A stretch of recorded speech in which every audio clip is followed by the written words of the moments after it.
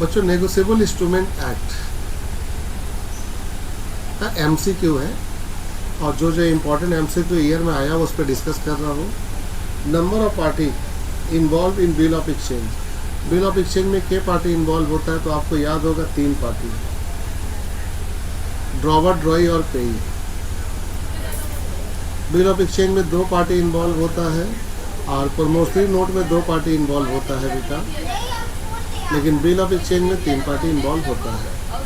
In case of promissory note stamp of proper value is, बेटा promissory note के समय जब स्टैम्प लगाया जाता है उसका प्रॉपर वैल्यू जरूरी है कि नहीं ये पता लगाना। अननेसेसरी गलत, स्टैम्प तो होना चाहिए, ऑप्शनल है ही नहीं बेटा, कंपलसरी है, स्टैम्प तो होना चाहिए।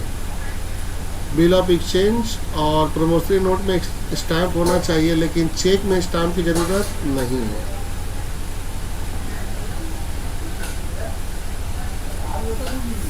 The person who can cross a cheque, अगर चेक है तो उसको क्रॉस कौन कर सकता है ये बताइए। तो चेक को होल्डर भी क्रॉस कर सकता है, पेई भी कर सकता है, राइटर भी कर सकता है। राइटर मतलब जो चेक ड्रॉ कर रहा है, या ऑल ऑफ देम, यानी कि ये सभी चेक को क्रॉस कर सकते हैं लेकिन बैंक नहीं कर सकता है। The person who the position of bill of exchange is term as, बेटा जिसके पास बिल ऑफ एक्सचेंज होता है उसे हम लोग क्या कहते हैं? उसे हम लोग कहते हैं होल्डर, उसी को कहते हैं पेई, यानी कि होल्डर को हम लोग कहते हैं पेई। तो the person who position of bill of exchange, जिसके पास बिल ऑफ एक्सचेंज होगा उसे हम होल्डर कहेंगे, नहीं तो पेई कहेंगे। याद रखना बच्चों। In which year negotiable instrument act passed, किस साल में नेगोशिएबल इंस्ट्रूमेंट एक्ट पास हुआ? 1881 में।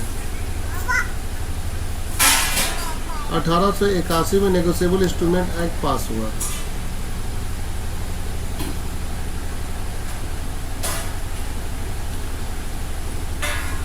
Which of the following was not a negotiable instrument? Which of the following was not a negotiable instrument?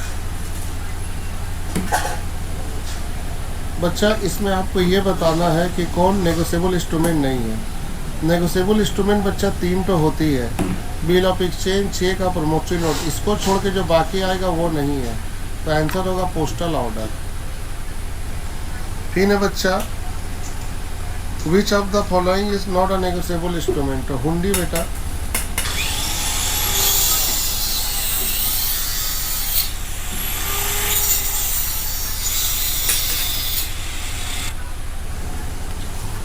बच्चों नेगोशिएबल इंस्ट्रूमेंट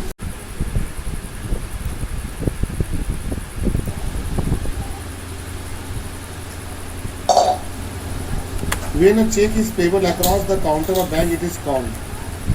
जब कोई चेक के ऊपर हम क्रॉस कर देते हैं और वो काउंटर के पास जाता है, बैंक के पास, तो उसको हम लोग क्या कहते हैं? Open cheque. क्या कहते हैं?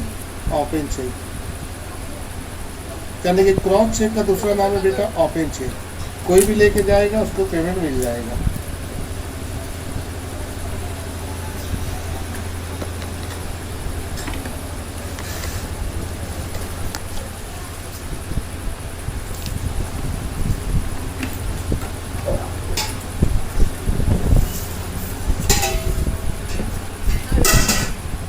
Under negotiable instrument act, prior party toward holder in due course are.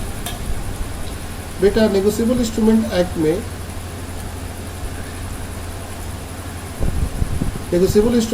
में, होल्डर एंड ड्यू कोर्स का पार्टी के प्रति लायलेबल होता है कि नहीं, जिम्मेदारी होता है कि नहीं? तो बेटा जिम्मेदारी होता है।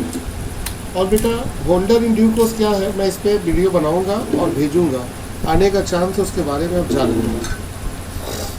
इसके बाद है बेटा negotiable instrument, the negotiation of check payable on a demand by holder can be done.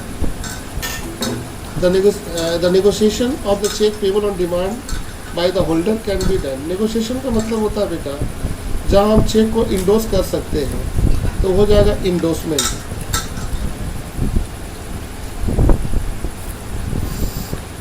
After first how many section are there negotiable instrument act, इसमें कितने सेक्शन है टोटल? 133 सेक्शन है बेटे। प्रमोशनरी नोट मस्ट भी written में होना चाहिए, condition भी होना चाहिए, अनकंडीशनल होना चाहिए, sign by maker, all of this.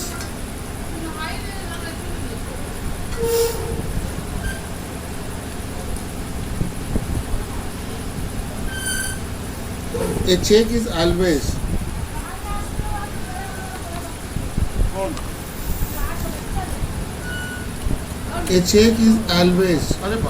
Payable on demand. Cheque हमेशा पेबल ऑन डिमांड होना चाहिए।